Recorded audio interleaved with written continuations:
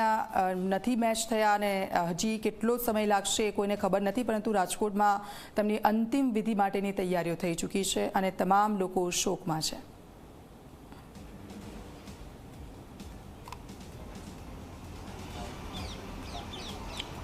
જી દીક્ષિતા, ચોક્કસ એવું કહી શકાય કે પૂર્વ મુખ્યમંત્રી વિજય રૂપાણીની જે પ્રકારે દુર્ઘટનામાં કરુણ મૃત્યુ નીપજ્યું છે તેના કારણે સમગ્ર ગુજરાત શોકાતુર બન્યું છે. ખાસ કરીને જોવા જઈએ તો સૌરાષ્ટ્ર અને રાજકોટમાં જે તેમની જે પ્રકારની લોકપ્રિયતા છે એ લોકપ્રિયતાના કારણે આ વિસ્તારોમાં ભારે કહી શકાય તો એક શોકમગ્ન વાતાવરણ સર્જાયું છે. ગઈકાલે રાજકોટમાં સ્કૂલો જે સ્વનિર્ભર સ્કૂલો છે તેમને બંધ રાખવાનો નિર્ણય લેવાયો હતો.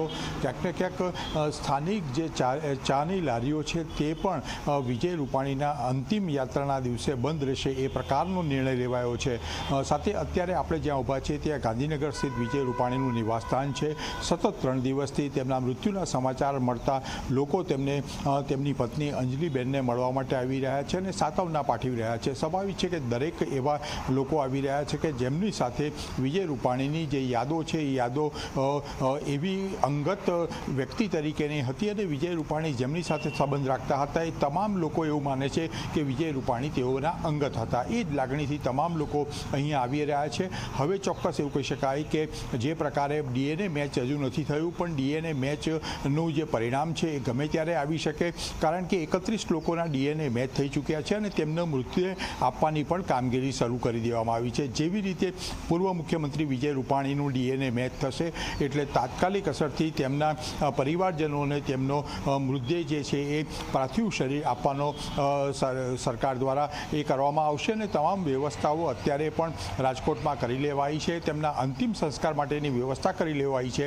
હવે માત્ર ને માત્ર ડીએનએ મેચ થાય તેની જ રાહ જોવામાં આવી રહી છે. જી દીક્ષિતા. બિલકુલ આભાર હિતલ, આપની પાસેથી અપડેટ્સ લેતા રહેશું. તો રાહ જોવા રહેશે કે ડીએનએ મેચ થાય, રિપોર્ટ આવે અને તેમનો મૃતદેહ છે તેમના પરિવારને સોંપવામાં આવે ને ત્યારબાદ રાજકોટ ખાતે તેમની અંતિમ વિધિ કરવામાં આવશે.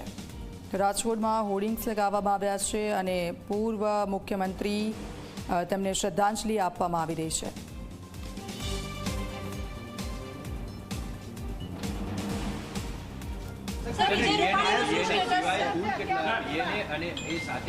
મારી પાસે ડીએનએ 31 નો રિપોર્ટ છે કે 31 ડીએનએ મેચ થયેલા છે, એનાથી આગળ મને ખબર નથી. તમે ગઈકાલે બી સાંજે મેં એક્સપ્લેન કર્યું હતું કે અત્યારે અમારી પાસે તમામ બોડીઝ છે, એ બોડીનું જ્યારે મેચ થશે પછી નક્કી થશે કે કયા સાહેબનું બોડી છે.